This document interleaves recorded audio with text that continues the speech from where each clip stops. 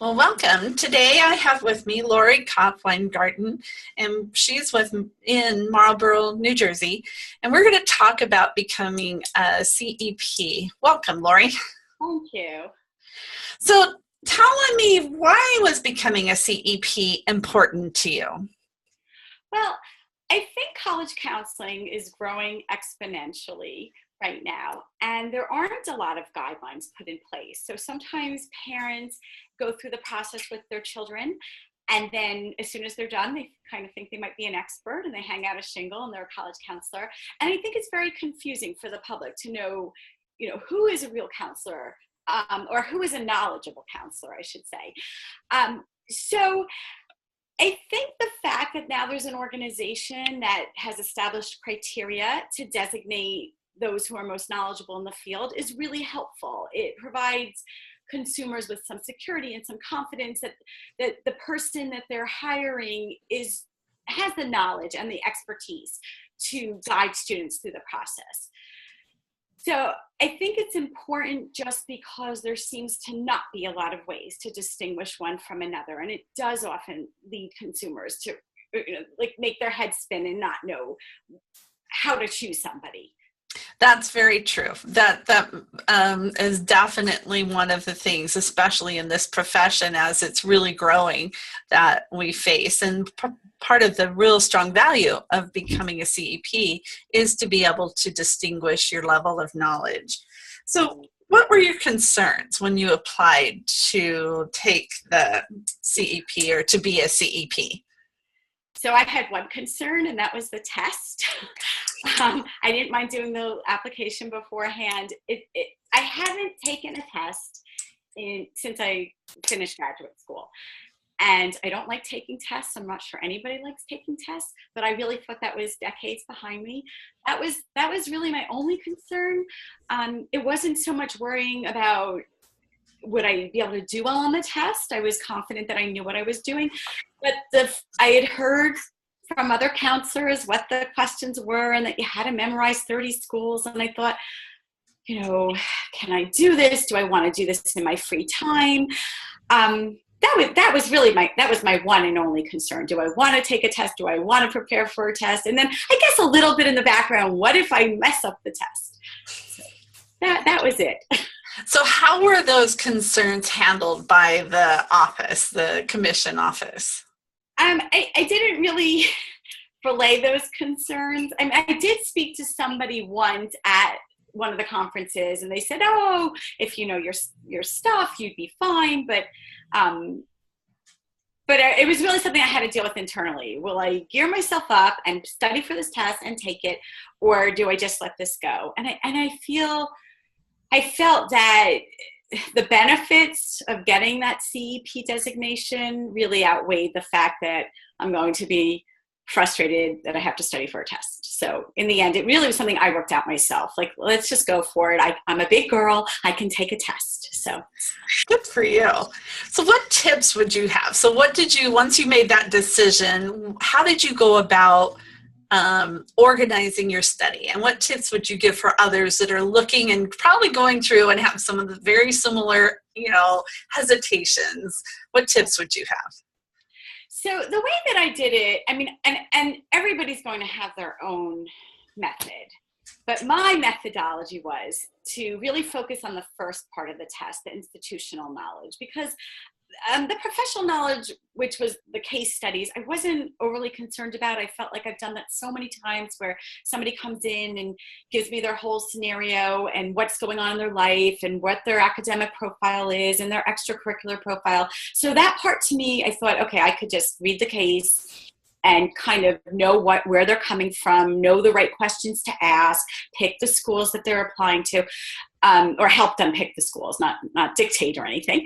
So that part I wasn't worried about. So I really focused on the first part of the institutional knowledge, where Steve had told me I need to give him 30 schools that I'm familiar with.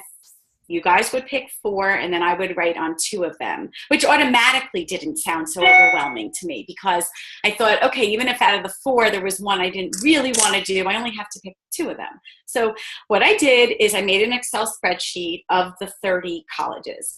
and I put all different information. So the colleges were down the side, and across the different columns, I put the location, the size of the school, the freshman class, the total undergrad class, the percent admitted, the average ACT and SAT, whether or not they give merit, whether or not they were test optional, what the ethnic breakdown was, just in case because some schools are very Caucasian, some schools are much more diverse. I wanted to be familiar with that. The graduation rate, the total cost of attendance, and whether they're public or private. So I just put those across for just a basic.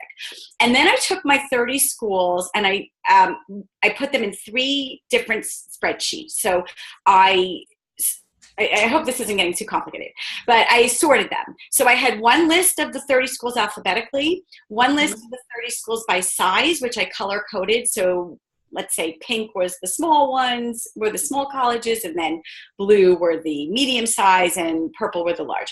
And then I sorted it one more time by ACT score. Kind of left out the SAT because the whole new SAT is confusing still, the concordance. So I did it by ACT, which schools were less competitive, which schools were somewhat competitive, and which schools were ultra competitive. And then I started just reviewing just the data on that. After I did that and felt like I had a good handle of the small schools, the large schools, the highly selective, the less selective, I then went on to some guidebooks. So I took I find the Princeton Review 381 colleges very easy to use. So I started with that. They were not all in that, but most of my 30 schools were in that book.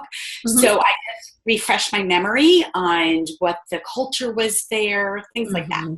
And I highlighted things that I thought I would forget, like which schools were test optional. Occasionally I'll forget one. So I just reviewed it and reviewed it. I spent one full day, like full day, going through the data, going through this, the academic data and the soft data. And then leading up to that one day, I did a few hours for several days up to it. So honestly, when I hear people say like, I can't study for this test, it's too overwhelming, I spent probably 2 hours on 3 days each, and then one full day, just kind of cramming it into my head so I could understand it and spit it back out. But I did feel that the test was very much emulated the decision-making process of a counselor, that I'm not just trying to memorize data, scores and average GPAs. I'm thinking of the whole person, and is this a good match for the person? And that's why I'm looking at geographic diversity, perhaps even religious diversity, size of school.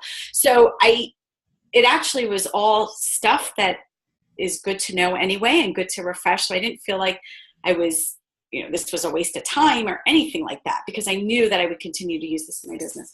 So that's how I studied. It was one very, very long day and a few days with a few hours leading up to it. And that was more than enough. Like, I didn't have a problem with the test. It's nowhere near as overwhelming as it sounds. So that's how I study. That's, kind of kind of a very systematic approach. There you go. Well, and I think you bring up a really good point that it's by organizing and looking at the colleges, and I think that's the area where most people are most apprehensive about this whole CEP exam aspect. But it is information you're going to use over and over. It helps you not just in the testing environment, but overall in working with your students. So I think that's a very valuable thing to point out. So I appreciate that.